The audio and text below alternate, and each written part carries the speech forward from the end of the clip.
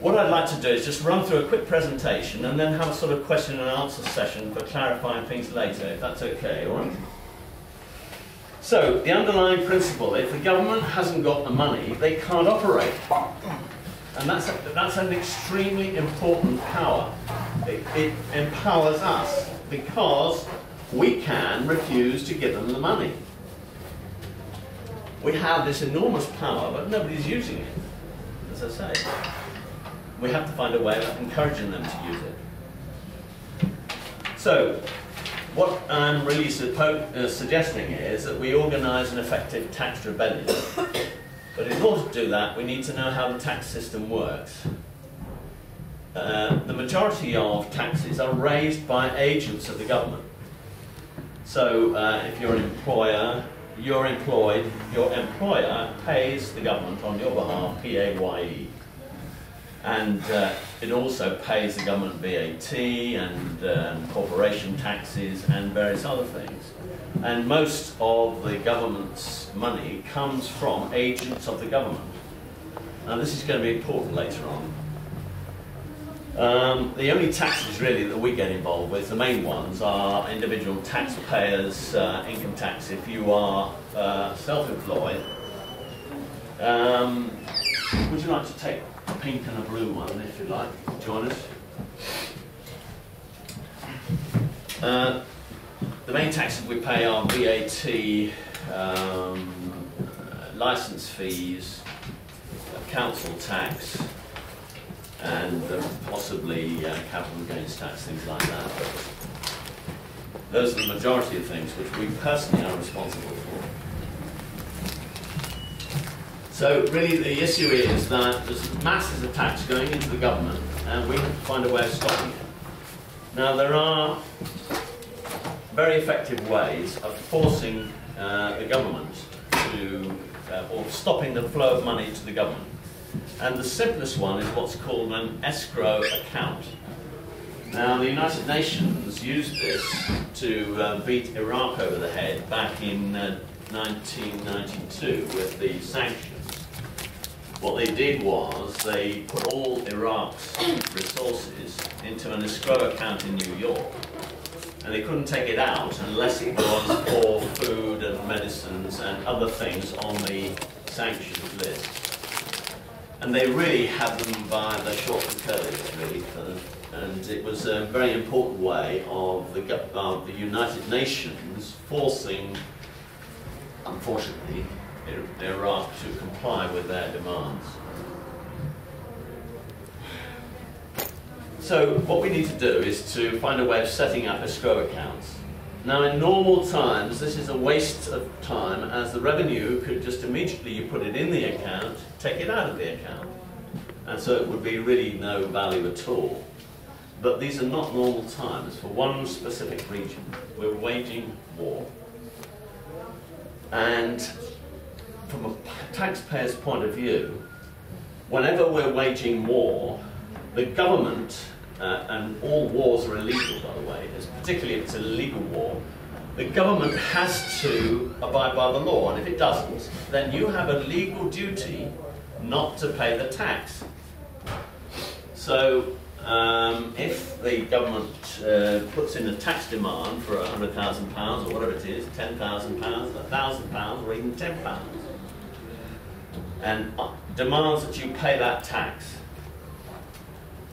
you can, and you have a lawful duty to refuse to pay. Now the reason for this is that the laws of war, which came about at the end of the Second World War, are very strict. The Germans found that at Nuremberg were convicted, and several of them were hanged, for waging 11 wars of aggression in breach of what was called the Coverdale Pact, which is the single most important war law that we have in the world. Most people have never heard of it. Have people heard of the Coverdale Pact, or the General Treaty for the Renunciation of War? It's a pity because it is the single most important treaty agreement the world has ever made, and of course our government doesn't want us to know about it.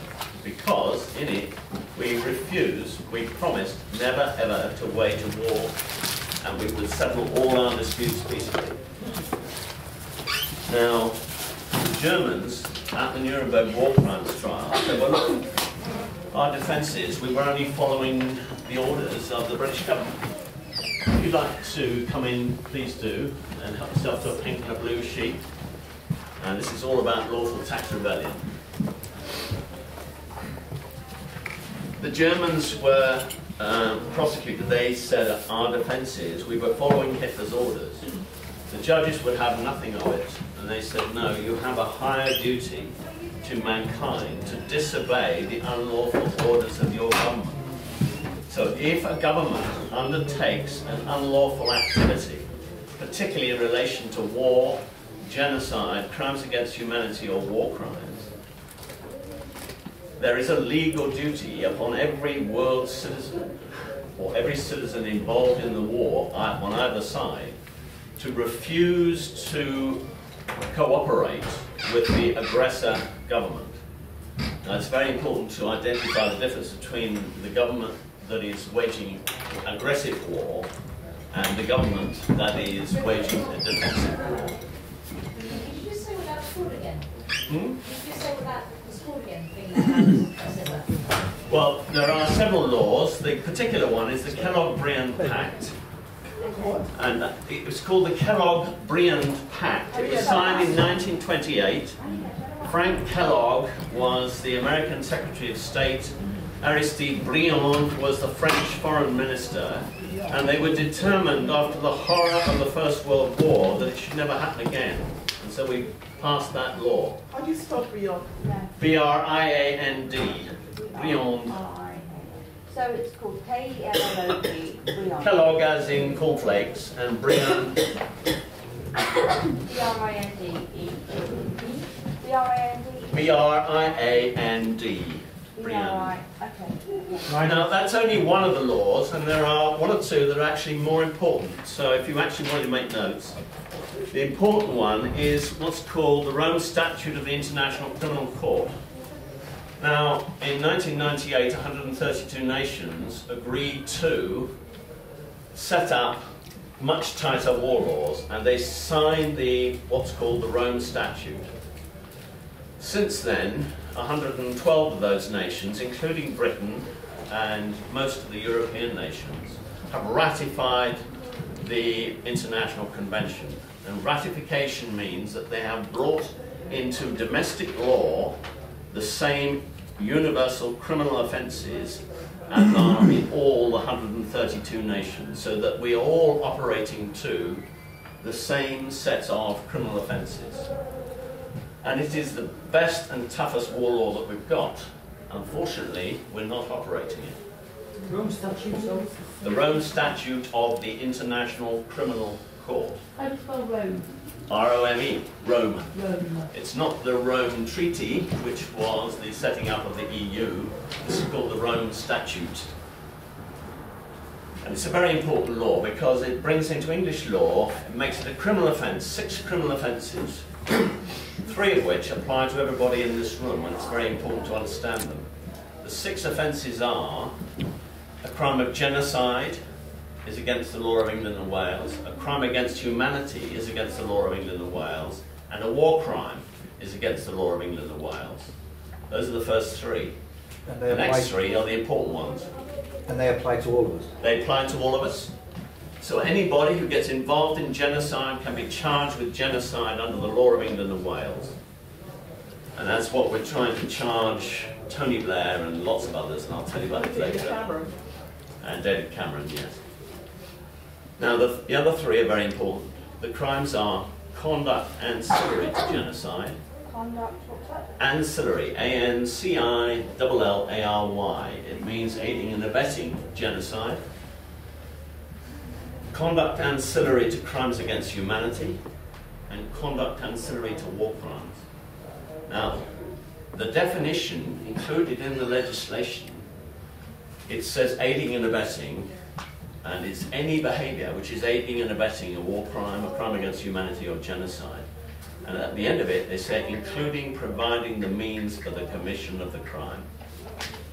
And that's the crucial phrase, because that means money, materials, arms, weapons, troops, anything that contributes to the facilitating the crime, basically.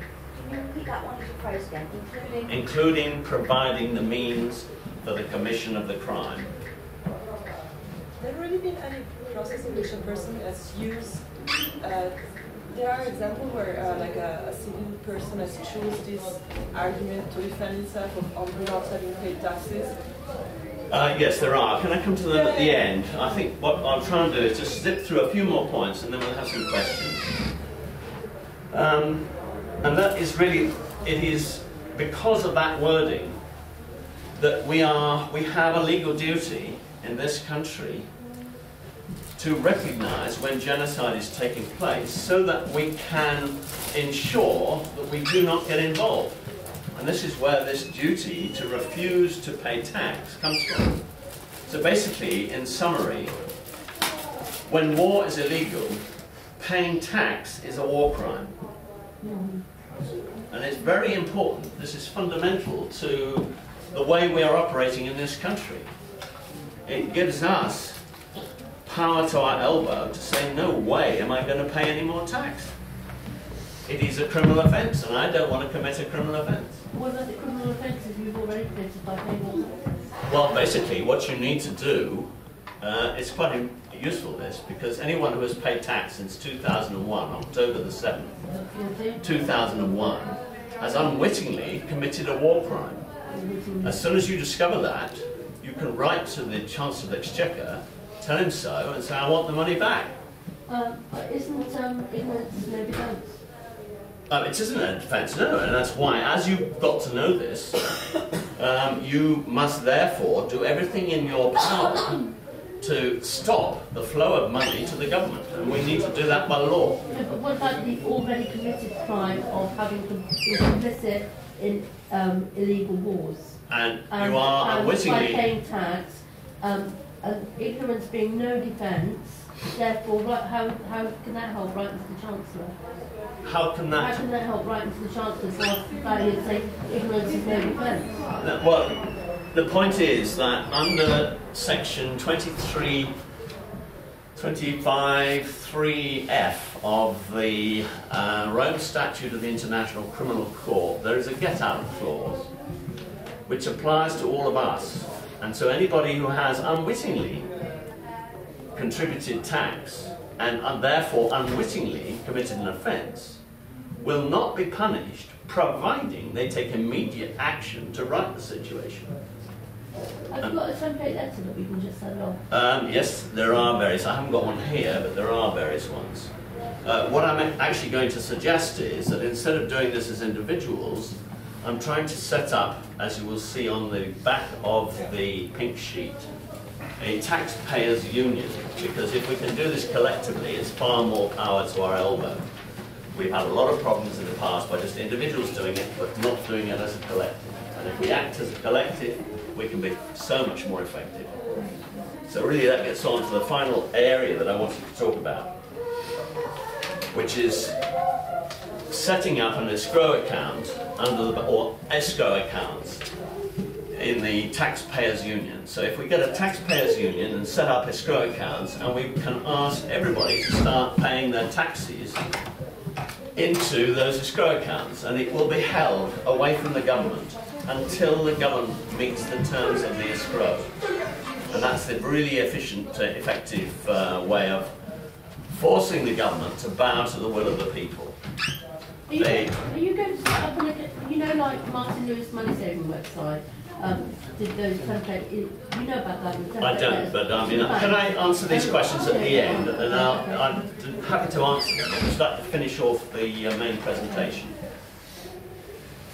So, the important thing to keep in mind is if the money goes into an escrow account, it has 4 very valuable benefits to taxpayers. Firstly, it means because of the legal duty to refuse to obey the orders of the government, those orders include the payment of tax. So whenever you get a tax demand, that is a government order, we have a lawful place to put the money so the government cannot get at it under any circumstances until they meet the terms of the escrow. Secondly, it applies to everyone who is raising money for the government. And this is the bit that is really quite fun. Not only are you criminally liable if you pay tax, but more important, your employer, the banks, the company directors of the large organisations, they are the ones who are actually actively committing the crimes. So we write to them and say, you are, this is what the law is. If you continue to pay tax, you will be committing a crime, and we can report you for conduct ancillary to genocide, conduct ancillary to crimes against humanity, and conduct ancillary to war crimes. And we have a very powerful way of forcing employers and banks and others who pay tax on our behalf to stop paying tax. It's a very great benefit. It enables us to put very strict terms on the escrow. So, for example, we can make it impossible for the government to withdraw any money until it is operating legally under the laws of war. We can say, you will not get your money out of the escrow account until the war with Afghanistan has ended, the armed occupation of Iraq and Libya is ended, all active service orders have been rescinded, the troops have been recalled home, criminal proceedings have begun against all the leading perpetrators of war crimes since 2001. Now, if we put those terms onto the escrow account, the government cannot in law get hold of the money until they've implemented those terms. And to my mind, that is an absolute benefit for us that we really must hang on to. It could have an immense effect. Mainly because the speed at which the monetary system reflects action, if you like. If we stop the money, within a week, the government will have to take action. And particularly if we get a widespread strike going, they will have to take action within a week. They won't have any money to pay the troops, to pay the police, to pay themselves, anything else. So the sooner we can get it going, the better. What kind of size would it have to be? Like you say, they wouldn't have money. I mean, look, not everybody's going to join in, but in your kind of like calculation, what kind of numbers of people would actually make an impact enough for them to say, oh? Well, I think what I'm really looking for is about 10,000 people and 100 companies. And I think if we can get past that, then it will have a big, massive effect. And I think the way to do that is to work with the unions to get this spread right across. That's why I want to set up a taxpayers' union, which will encourage all other unions to get involved. Because we're all involved, all 50 million of us, 50 million adults in Britain.